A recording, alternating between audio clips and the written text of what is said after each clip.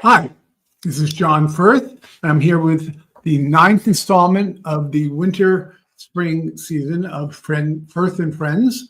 I'm here with my new friend, Jeff Fink, who is a lawyer and an expert in all things partnership related. This is an exciting topic.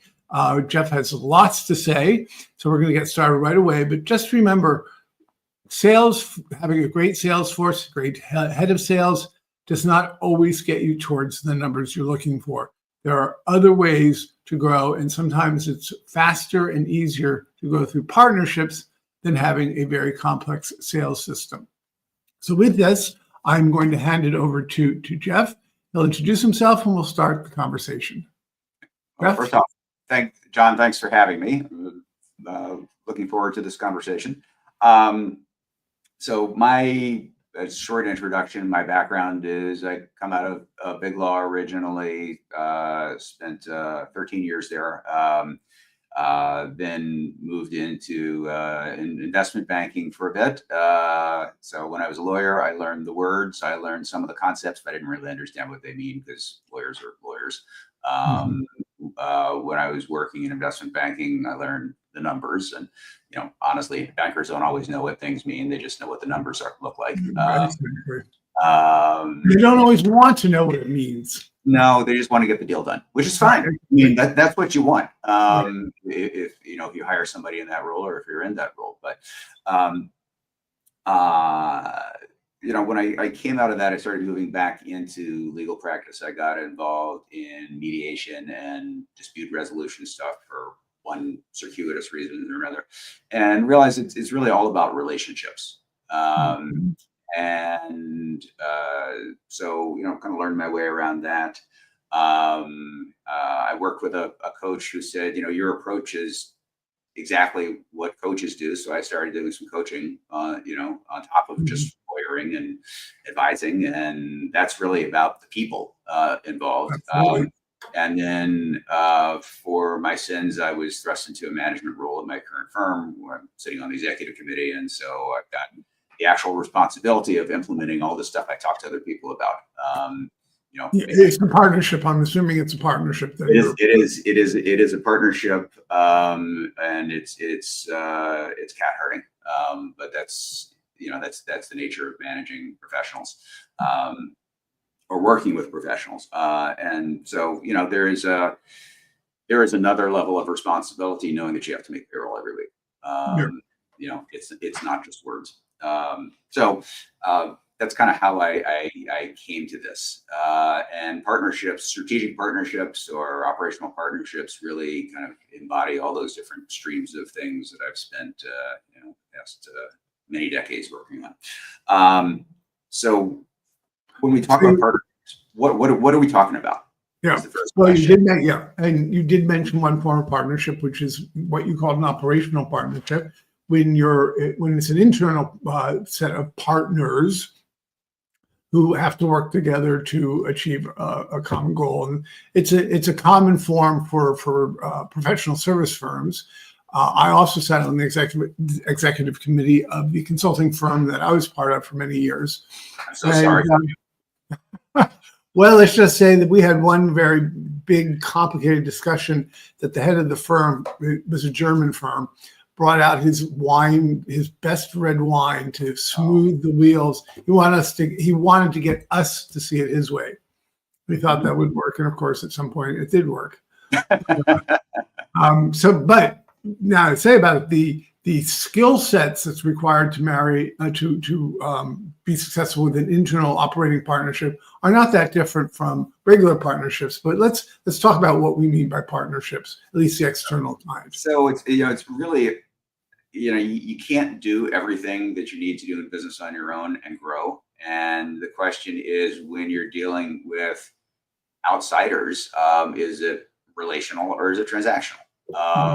It's the place you go to buy your printer paper, it's transactional. It's it's important to your business, but it can be replaced easily, and you can go from one store to another or buy it online. It doesn't really matter. You can go wherever it's cheapest. It's a transaction. The switching costs are low. Yeah. The Yeah, switching exactly. costs. Exactly. Partnerships tend to have extremely high switching costs. You have high switching costs, and if you're working with the same organization on the outside for long enough, then you've got to make sure that they're okay with this relationship too. It's you can't just think about yourself, because if you're squeezing every last penny out of them and being difficult to work with, then you might find yourself involuntarily replacing them Yeah. after they leave someplace else. And by possibly bankrupting them too. That is possible. So yeah, the real question is relation or transaction, Exactly. and the kinds of partnerships that we're talking about for small to medium sized businesses. When you get to bigger businesses, there's other things that you can Mhm. think about, but it's the classic ones. There's a customer supplier relationship. Mhm. That's a longer term thing that actually is a relationship. Joint Can venture. I give you an example of that? So one of the best business models I found was a client of mine whose father started the company. He took it over.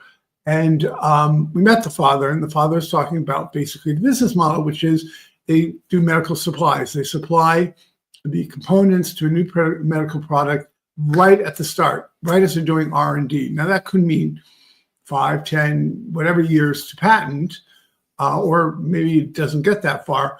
They are, because of the laws in the United States, are the supplier for the life of that product.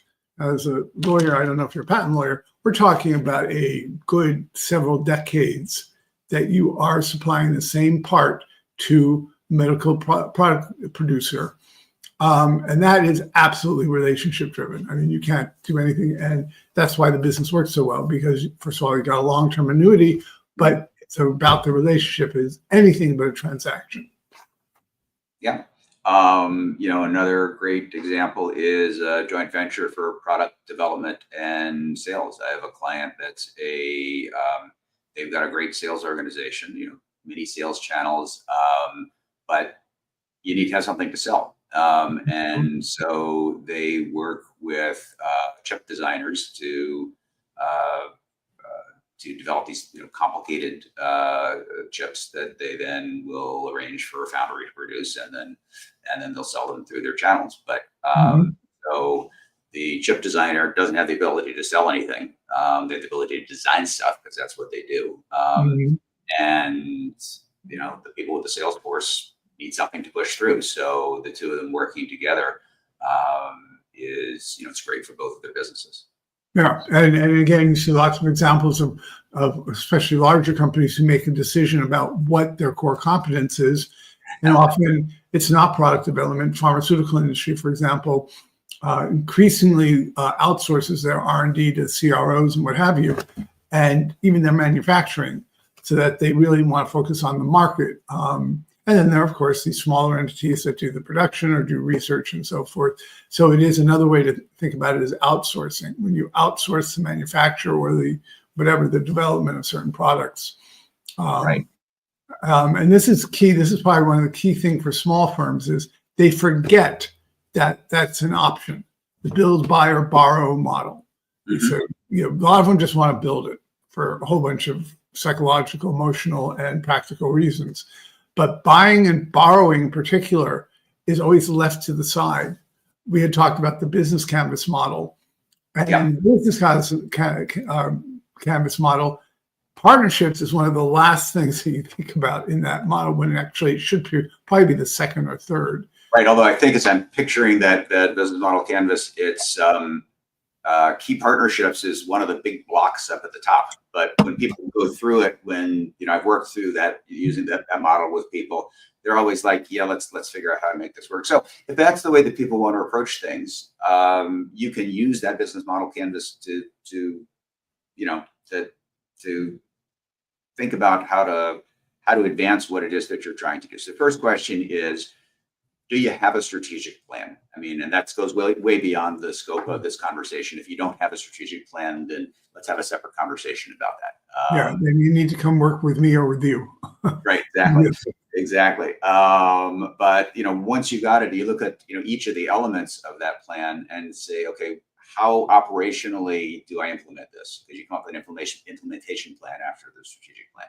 And there you can look at the business model canvas and say, okay, well, here are, the pieces of this, that I need to do to implement this goal, and which ones can I do myself? Yeah. And is there somebody else out there who can do, it's really outside my core competency? Can somebody else do it better, cheaper, faster, and help me achieve the core goal of what I want to do? So that really is part of that process. And that's a great way to define it in simple terms: cheaper, better, or faster. I've had several clients who were making their first forays into technology. They were not necessarily in a technologically heavy industry, but they decided they wanted to do a technology play, having never developed technology.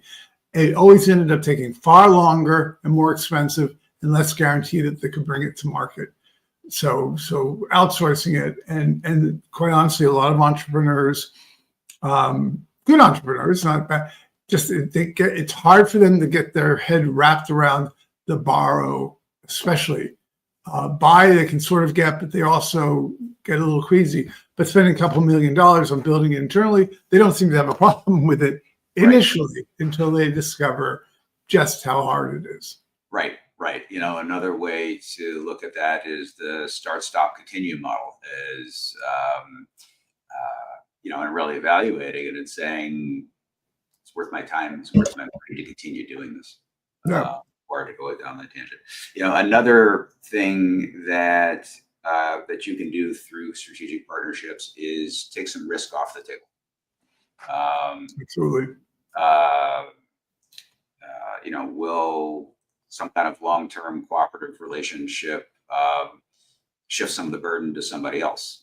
Again, just thinking about, the development idea is, you want to use the limited funding that you have to do something, build out your sales channels, say.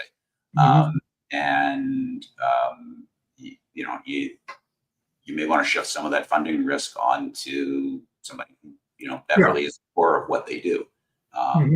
Lots more examples of that, but sometimes other people just have resources, or they do things that you don't have, or that you may be forced not to have by regulation. Regulatory, yeah. Like in a lot of states, beer brewers can't sell directly to bars; they have to sell through distributors. So your distributor is your partner, very much, or you don't have anything except some vats of stale beer. So there's, there are other pieces that we can look at in the business model canvas to do that, but those are really the three biggest ones I can think of. Can you think of any others, John? Yeah, I will in a second. I just want to remind viewers that you're watching Firth and Friends, and the topic is about partnerships, that secret to turbocharging the growth of your company.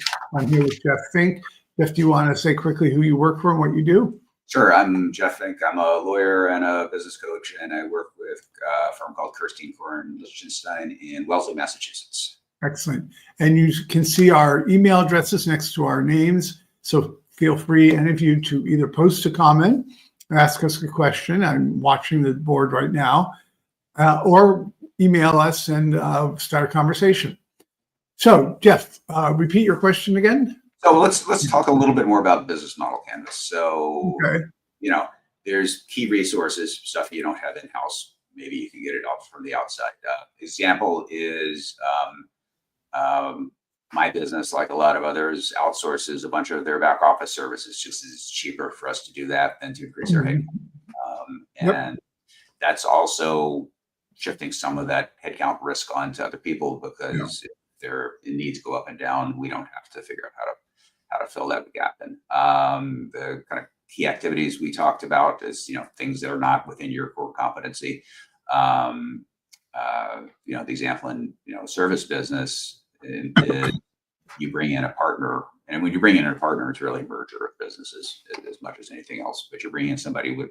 Well, merger is a kind of partnership, if you think about it. It is. It is. And that's a whole separate discussion on merger integration and why that goes bad. And that's some of the same issues that you run into with partnerships. But Oh, yeah, absolutely.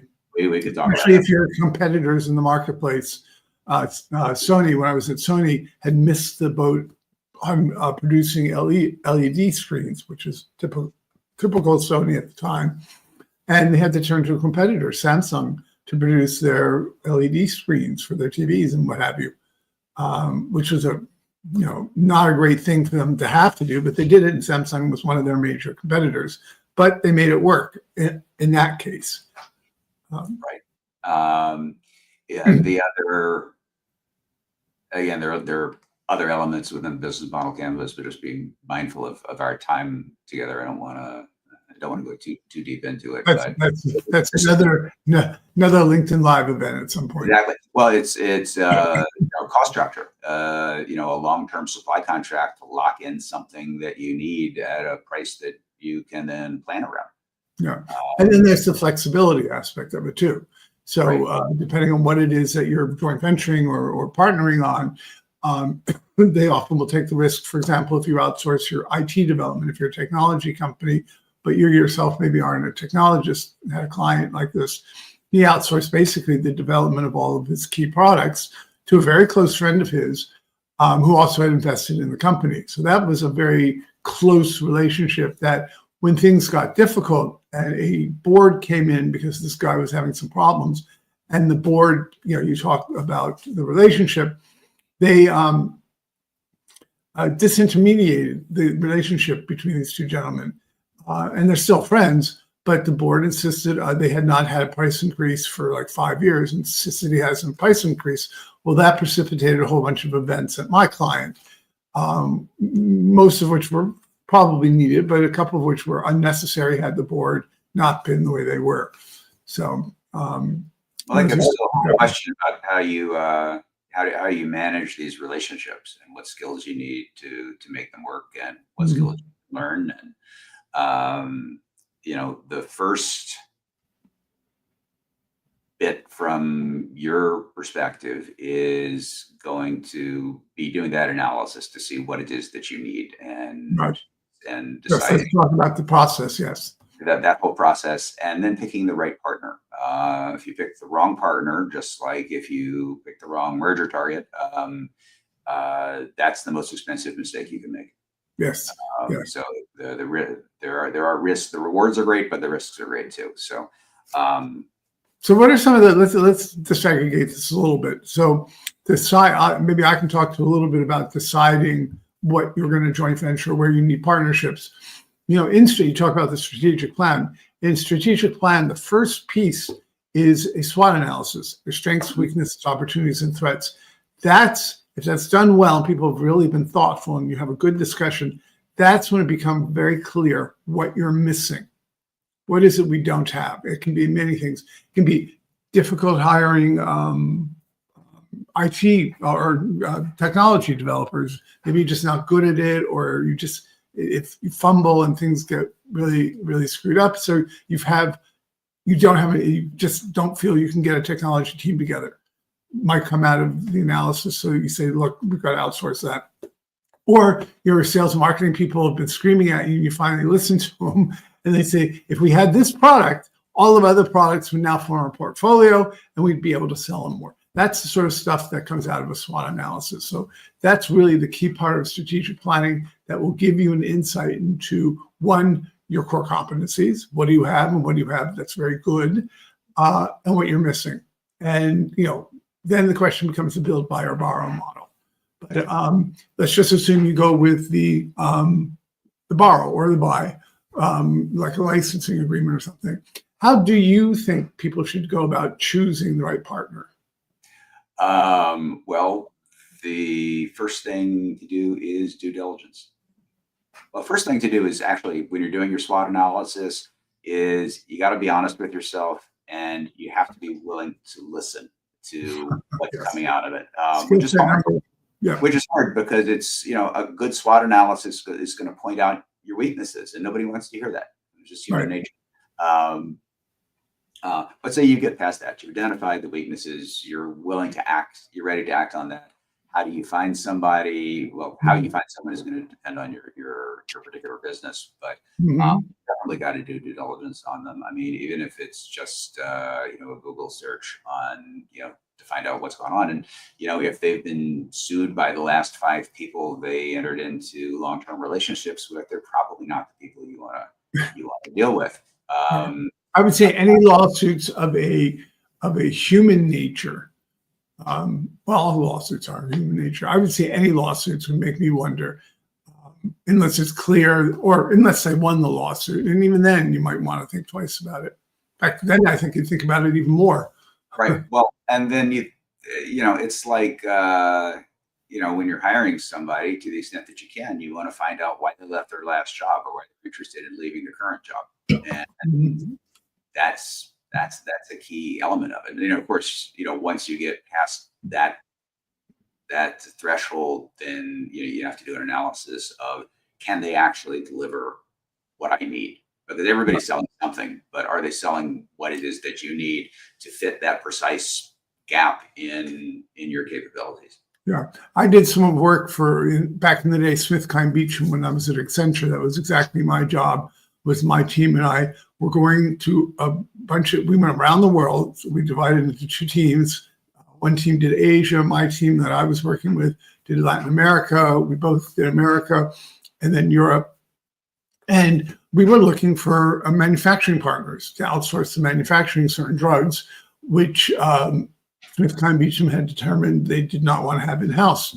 And that's exactly what we did. We chose about 20 partners that were known for this capability, and we interviewed them. And we interviewed them very heavily on the manufacturing processes, the quality control, and so forth.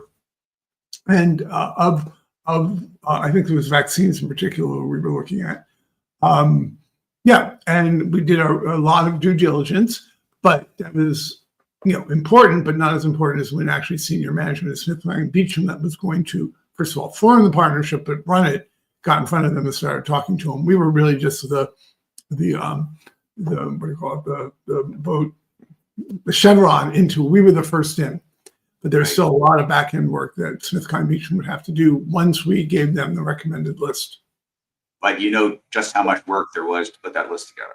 Oh yeah, it was cost them a lot of money too. They outsourced that to Accenture, but it was the only way they were going to do it because it represented a gargantuan change, and they just didn't have the kind of people. There you go. Didn't have the people in house that were going to be able to do something like that without undue influence from internal political forces. Sure. I have a friend who has who will do that kind of due diligence, not on some on the entities themselves, but also digging into the senior executives, because it will often happen that you'll have, the company itself will look fine, and then you start digging, and the CEO has a tax fraud conviction or something like that. Right. That's a real example, which I don't want to go into. That was nasty. Right. Um,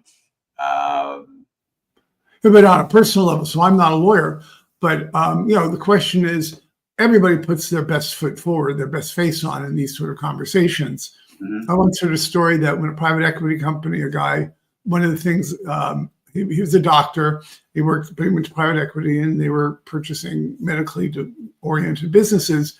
One thing he did to make sure that they weren't lying was he would grab their hand in such a way he could feel the pulse long enough to see if the pulse was going faster than normal, and a sign that they may be lying.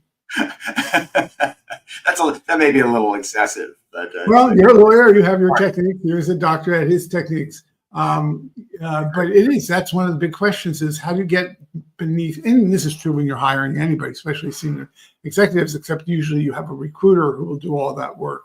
Consultants will help with this, but to get underneath that superficial, friendly, yeah, we can do everything. It's very hard sometimes to dig underneath, especially when you're talking about an organization and not just an individual. right. And putting aside the analysis of whether someone's actually capable of doing what you want them to do, because that's just going to vary depending on the business and the level of investigation you have to do and all that. A lot of this does come down to trust. Can you trust them? Can they trust you? If you say, I don't trust anybody else to do it better than us, You have to ask the question: is that about me, or is that about Mhm. the business decision? Or is this just something marketing told, or the CEO said, no matter what they ask you, you say, we're the best at it. Exactly. And what does that Exactly. mean to be the best at it? They may be best at something aspect of it. And they may be the best product developers or manufacturers, but they may be terrible at outside relationships, or have a management culture that doesn't fit with yours. Right. Right. Very true. Very well said. Sometimes you just don't trust somebody not to take advantage of you. Mhm. That could be legitimate. 'Cause, the world can be kind of cutthroat sometimes. Mhm. And that's one of the things due diligence can ferret out. Again, you always have to ask the question: how much of that is me, and how much of that is what I'm It's, finding? it's interesting that you bring up trust, because I had a session in a group that I work in that was the topic of the group's discussion this week. And what I think where we really landed is it's a question of character, trust. And that actually you can Google, see if they volunteer, what boards they might sit on and so forth. How much do other people trust them to get them involved? And not looking necessarily for lawsuits or things like that, but just how engaged are they with their community? How extensive are the relationships? A Facebook view may not be so bad. LinkedIn, which also often shows you the number of followers, I think it does, or at least number of connections, to see just, do they have recommendations on LinkedIn? What do the recommendations say about the people who will be championing and leading the joint venture or partnership? Yeah. And then the flip side of that is, do they trust you? Why should they trust you? Right, You are really, no matter what business you're in the business of selling trust. right. I Trust, would trust, say, trust in you personally, trust mhm, in whatever service you're providing. And if do people have a reason not to trust you? What might that be? I'm not saying I have a friend who is I've maintained a client I've maintained for years. The only thing that stopped him from a very promising career as a con man is that his wife would have killed him. Because hey, you he's got to find your way to trust somehow. exactly. But this guy is one of these people who can convince anyone of anything. And there are people like that out there, and some of them are selling snake oil, and some of them aren't.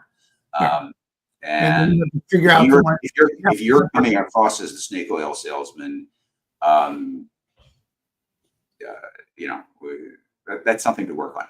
yeah, that's where coaches come in, is helping people realize that they're coming across as selling snake oil. I actually just had a huge success with one of my clients who certainly doesn't come across as a snake oil salesman, but he didn't understand the importance of authentic and just being himself. Hmm. And me and actually this other coach I work with, we finally convinced him to kind of drop it, be himself. He said went swimmingly. He got the contract. Couldn't have been easier. So Yeah, yeah, you that want that to look for authenticity. authenticity is a buzzword, so I kind of hate to use it, but there's a reason it's a buzzword. Yeah, it says something, which is, and then questions, can you tell? And usually authenticity means that they're willing to say something that may not be totally kosher about themselves. Like they might talk about problems they had with alcohol at one point in their life, or they may talk about their concern with one of their children, something personal that clearly means that they're being open and vulnerable is a sure sign that they're authentic and they're willing to work on a personal level. Um, and that's a little hard. I think, if you're a successful business person, I think it's hard to not understand when somebody does that, when they're being honest, when they're not. It's very hard to fabricate a story about a child who might have an illness that you're dealing with. And I think that's one of the things one should look for and see if they can actually produce that sort of atmosphere of safety where people will be open and vulnerable. And we have that. That's when you really start forging a relationship. And that's the beginning and end all of coaching relationships, which in my world and in your world, probably the deepest kind of relationships you're going to have in the professional world are Right. coaches who really know you and accept you and do not judge you, but help you. Right. And there are different schools of thought about this. If you're I think if you're coming across as, a cog in a machine, then people are going to treat your organization as a machine. If you come across as somebody who's human, Hmm. you don't have to divulge your deepest, darkest secrets, but be human, Right. then people will trust you more. And, the sales coaches, which I'm definitely not, but not one of, but Mhm. the sales coaches say the first step in any kind of relationship-based business is making people like you. Yeah, yeah, literally. Literally. Sometimes, yeah, no, correct. I like to say that's charisma, but that you can get anybody to like you. And that's another discussion for another time. Right. But then comes the negotiation. By the way, I just want to say that you are watching Birth and Friends here with me and Jeff Fink, and we're talking about turbocharging the growth of your company through partnerships. So yeah, let's move on to negotiating, get this thing nailed. Yeah, And I mean, there's a couple of pieces that relate to the negotiation. One of them is issues are going to come up. It doesn't Mhm, matter what the deal is, and so there's conflict management skills that you need to deal with that. Those can all be learned. mhm. That's probably a topic of a separate conversation. There's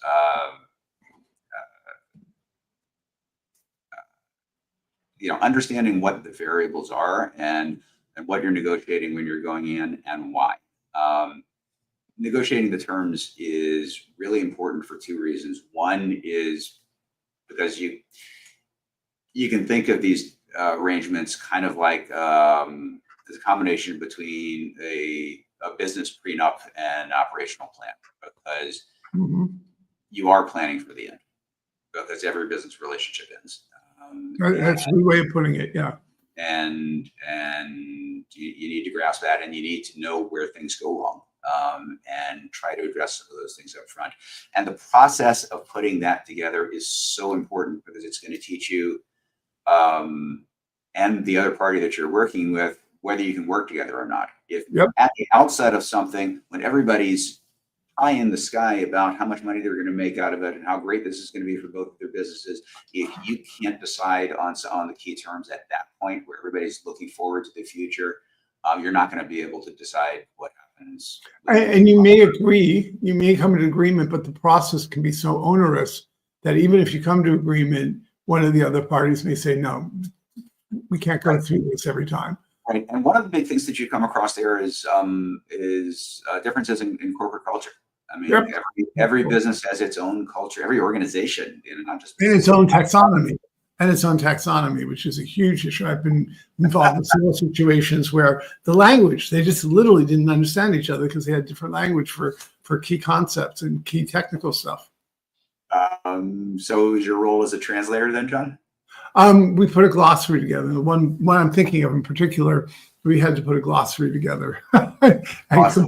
get the terms to match up, because it was a technical joint venture or partnership. So when you're calling technology different things, one group might call it a platform, the other might call it an app. Well, an app in the other's taxonomy or lingo is a B2C type of thing on your phone. Just that's what they call an app, whereas Uh-huh. they call a platform because it's a SaaS platform for business. And then right at that moment, suddenly it's like, what are you talking about? We don't do apps. What do you wire? You want to get that out of the way as fast as possible. Is apps equal platform, and that's the number one in your glossary. And then we follow. But it's usually the technical terms that just have different ways of calling key things that in the other culture means something different. Yeah. That translation skill is so valuable. It doesn't matter really what it is that you're doing, because there are other people working within your organization, and there are other people, various people in the other organization, and somebody who is running point is going to have to be that translator. In more ways than one. Yeah, it's not that becomes not just language or verbal language. It becomes body language. It becomes signals. It's translator of all sorts of things. Right. My undergrad degree was actually in East Asian studies, and I took a class in simultaneous translation, and Ah, uh-huh. that's learning how to think in two languages at the same time and be able to say things so that people can understand you it is something you can learn how to do. Yeah, I never did simultaneous translation, but I lived and worked in Germany, and I speak fluent German. Mhm. And given how many Germans live in America, you'd think we'd sort of get it. There's one fundamental issue between Germans and Americans when they're doing these sort of things. And I actually did joint ventures between American companies and European companies. Is Germans think we're softies because we're so eager to please and be nice and so forth, and they get shocked when they put the pin in too hard that we have a very strong core.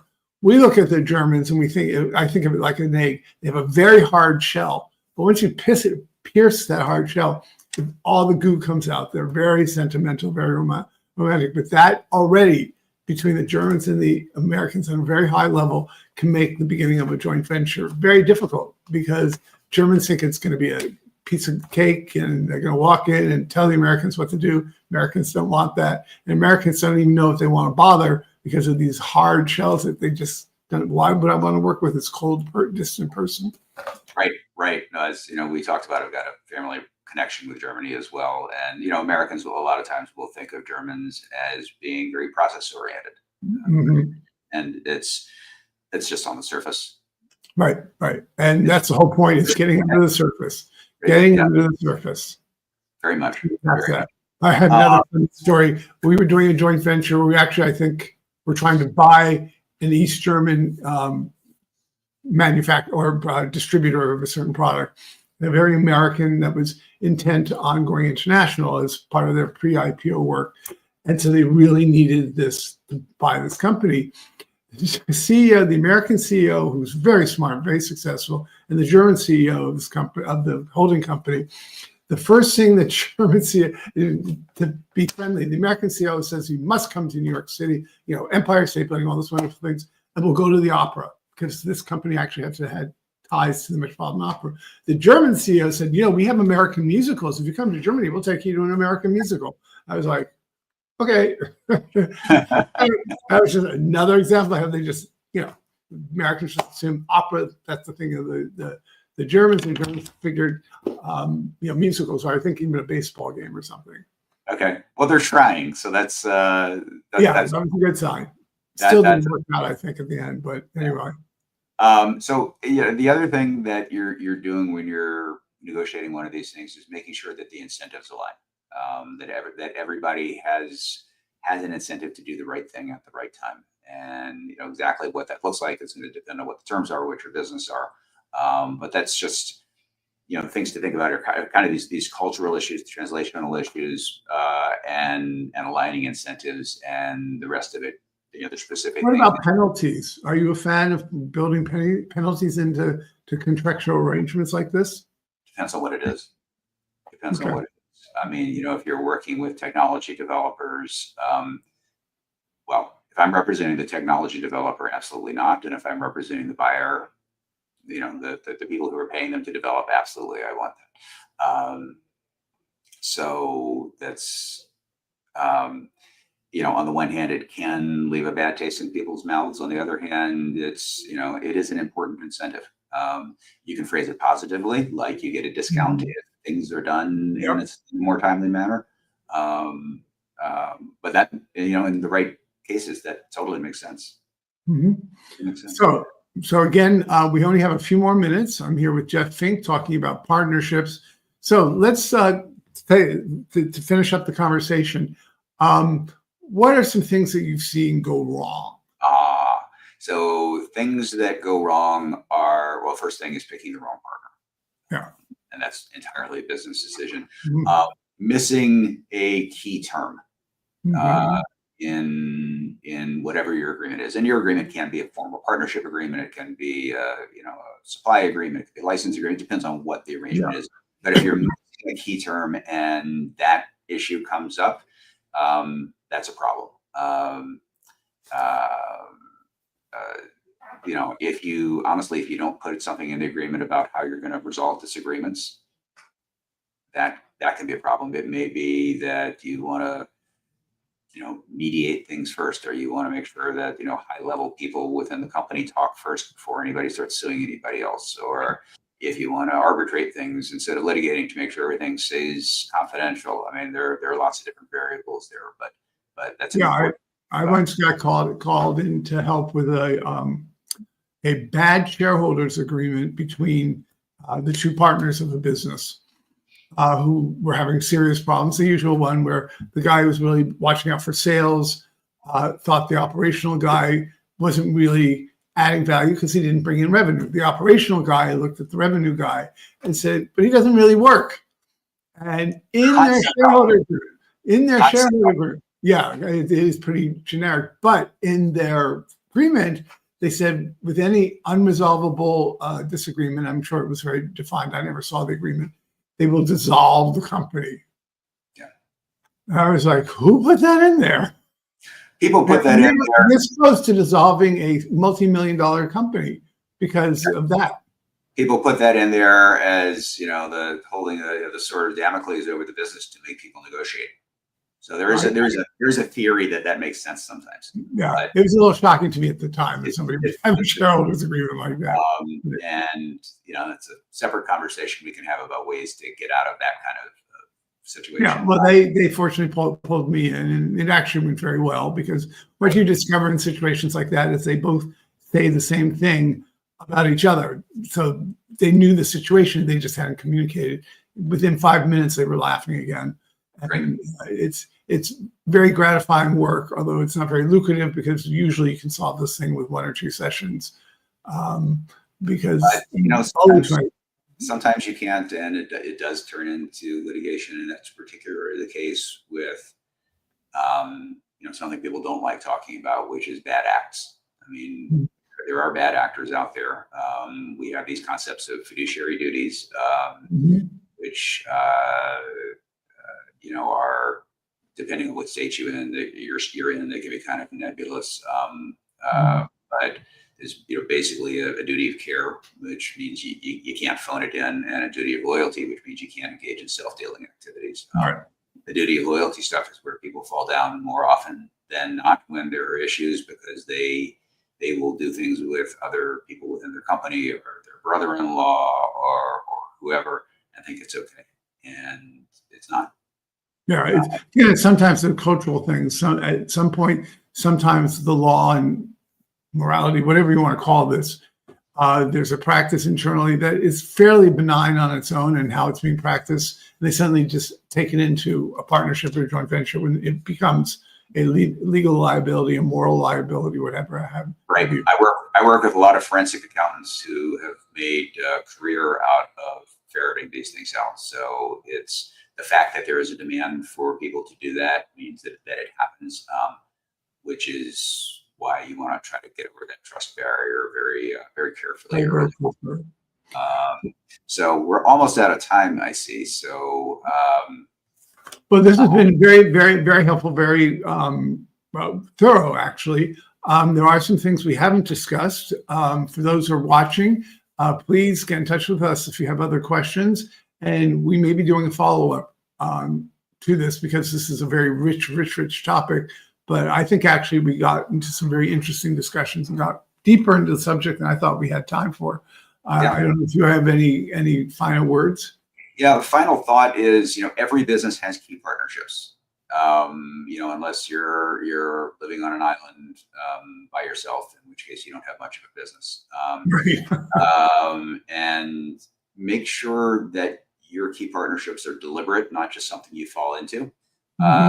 And don't be afraid of them. You can learn how to deal with them. They can really turbocharge what you do because you're working with people who don't do things within your core competency. You have to protect yourself against the downside stuff. And through that, you can control how they serve your needs. Excellent. Good words. So thank you for joining us, those of you who watched this to the end. And I look forward to seeing you guys again, anybody watching, at other events that I'll be holding. And thank you, Jeff, for your expertise. Thank you, John. Always a pleasure.